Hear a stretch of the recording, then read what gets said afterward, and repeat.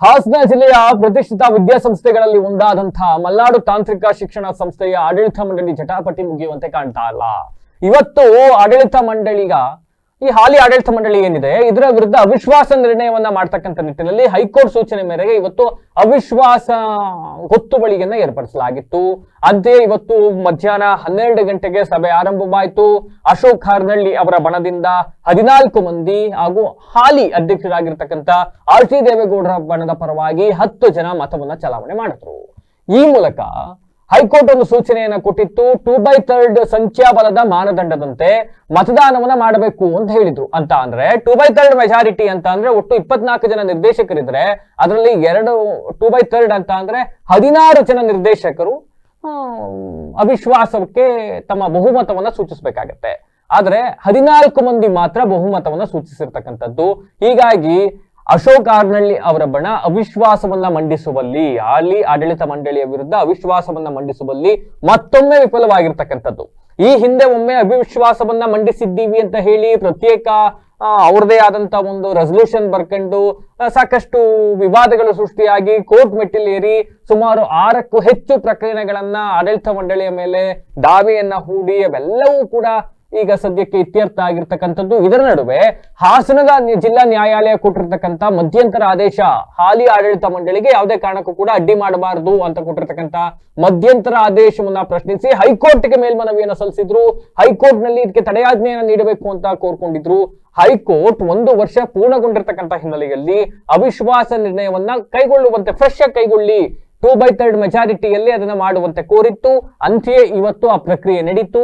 ಆ ಪ್ರಕ್ರಿಯೆಯಲ್ಲೂ ಕೂಡ ಮತ್ತೊಮ್ಮೆ ಅಶೋಕ್ ಹಾರ್ನಳ್ಳಿ ಬಣ ಒಂದು ಸೋಲನ್ನು ಒಪ್ಕೊಬೇಕಾದಂತ ಸ್ಥಿತಿ ನಿರ್ಮಾಣವಾಗಿರ್ತಕ್ಕಂಥದ್ದು. ಅಂಡ್ ಇದಾದ ನಂತರ ಪತ್ರಿಕಾಗೋಷ್ಠಿಯನ್ನು ಉದ್ದೇಶಿಸಿ ಮಾತನಾಡಿದ್ದಾರೆ ಸಂಸ್ಥೆಯ ಕಾರ್ಯದರ್ಶಿ ಜಗದೀಶ್ ಚೌಡಳ್ಳಿ ಅವರು.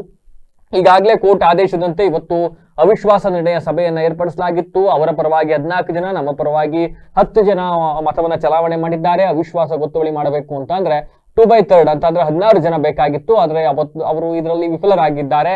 ಅಂಡ್ ಕೋರ್ಟ್ಗೆ 16ನೇ ತಾರೀಕು ಇದನ್ನ ಸಬ್ಮಿಟ್ ಮಾಡಲಾಗುತ್ತೆ. ಕೋರ್ಟ್ ನಿಂದ ಒಬ್ರು ಅಬ್ಸರ್ವರ್ ಬಂದಿದ್ರು, ಸೀನಿಯರ್ ಕೌನ್ಸಿಲ್ ನಿಂದ ಓರ್ವ ವಕೀಲರನ್ನ ಕಳಿಸಿಕೊಡಲಾಗಿತ್ತು. ಅವರ ಸಮ್ಮುಖದಲ್ಲಿ ಇವೆಲ್ಲವೂ ಕೂಡ ಬೆಳವಣಿಗೆಗಳಾಗಿದ್ದಾವೆ. ಅವರ ಸಮ್ಮುಖದಲ್ಲೇ ಯಾರಿಗೆ ಮತ ಚಲಾವಣೆ ಮಾಡ್ತಾರೆ, ಕೈ ಎತ್ತುತ್ತಾರೆ ಅನ್ನೋದನ್ನ ನೋಟ್ ಮಾಡ್ಕೊಂಡ್ರು, ಎಲ್ಲವನ್ನ ವಿಡಿಯೋ ಚಿತ್ರೀಕರಣ ಮಾಡ್ಕೊಂಡ್ರು. ನಂತರ ಪುಸ್ತಕಕ್ಕೆ ಸಹಿ ಪಡೆದು ಈಗ ಬೆಂಗಳೂರಿಗೆ ಅದನ್ನ ತೆಗೆದುಕೊಂಡು ಹೋಗಿದ್ದಾರೆ. 16ನೇ ತಾರೀಕು ಸೋಮವಾರ ಕೋರ್ಟ್ಗೆ ಅದನ್ನ ಸಬ್ಮಿಟ್ ಮಾಡ್ತಾರೆ.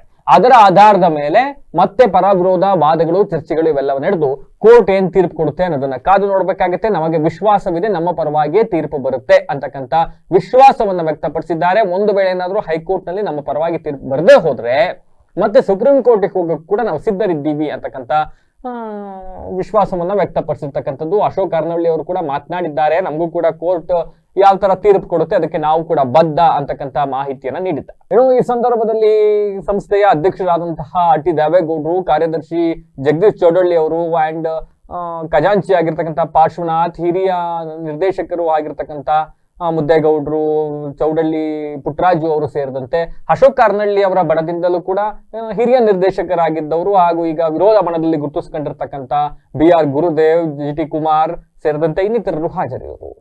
ಇಂದು ರಾಜ್ಯ ಉಚ್ಚ ನ್ಯಾಯಾಲಯ ಒಂದು ಆದೇಶವನ್ನು ನೀಡಿತ್ತು. 2/3 ಮೆಜಾರಿಟಿ ಒಳಗಡೆ ಅವಿಶ್ವಾಸ ನಿರ್ಣಯದಲ್ಲಿ ಮಂಡನೆ ಮಾಡಬೇಕು.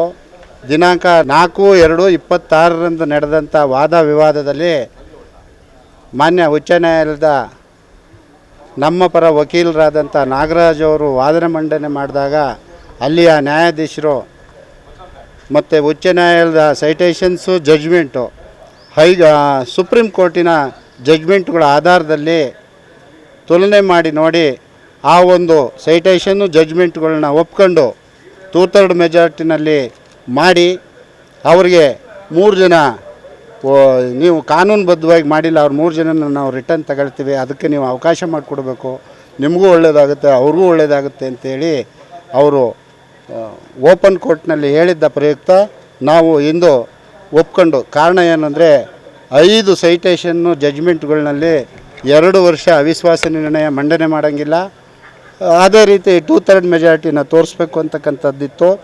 ಒಂದು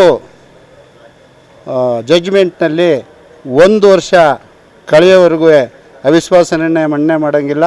2/3 ಮೆಜಾರಿಟಿನಲ್ಲಿ ಅವರು ಇಳಿಸ್ಬೇಕಾಗತ್ತೆ.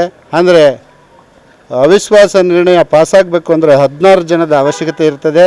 ನಮಗೆ 9 ಜನದ ಅವಶ್ಯಕತೆ ಇರ್ತದೆ. ಆಡಳಿತ ಮಾಡ್ತಕ್ಕಂಥವ್ರಿಗೆ ಗೆಲ್ಲುವಾಗ ಒಂದೇ ಓಟ್ ಬೇಕಾಗಿತ್ತು ಎಕ್ಸ್ಟ್ರಾ. ಇಳಿಸ್ಬೇಕಾದ್ರೆ ಯಾಕೆಂದರೆ ಸಂವಿಧಾನದ ಅಡಿಯಲ್ಲಿ ಚುನಾವಣೆಗಳು ನಡೆದಾಗ ಕುದುರೆ ವ್ಯಾಪಾರ ಮಾಡ್ಬೋದು ಅಥವಾ ಯಾರೋ ಒಬ್ಬರು ಹಣಕ್ಕೆ ಇನ್ನೊಂದಕ್ಕೋ ಬಲಿಯಾಗಿ ಹೊರಗಡೆ ಹೋಗ್ಬೋದು ಅನ್ನೋ ಕಾರಣಕ್ಕೆ 2/3 ಮೆಜಾರಿಟಿನ ಇದು ಪಾರ್ಲಿಮೆಂಟ್ ಮತ್ತು ವಿಧಾನಸಭೆ ಎರಡರಲ್ಲಿ ಬಿಟ್ಟು ಸೊಸೈಟೀಸ್ ಆ್ಯಕ್ಟಲ್ಲಿ ಇರ್ಬೋದು, ಈ ಇದರಲ್ಲಿರ್ಬೋದು ಲೋಕಲ್ ಬಾಡೀಸು, ಇದರಲ್ಲಿ 2/3 ಮೆಜಾರಿಟಿ ಒಳಗಡೆ ಪಾಸ್ ಆಗಬೇಕಾಗಿತ್ತು. ಆ ಕಾರಣಕ್ಕೆ ನಾವು ಆ ಜಡ್ಜ್ ಹೇಳಿದ ಒಂದು ಮಾತಿಗೆ ಒಪ್ಪಿ ಇಂದು ಅವಿಶ್ವಾಸ ನಿರ್ಣಯದ ಪರವಾದಂಥ ಓಟು ನಮಗೆ ಬಿದ್ದಿದೆ.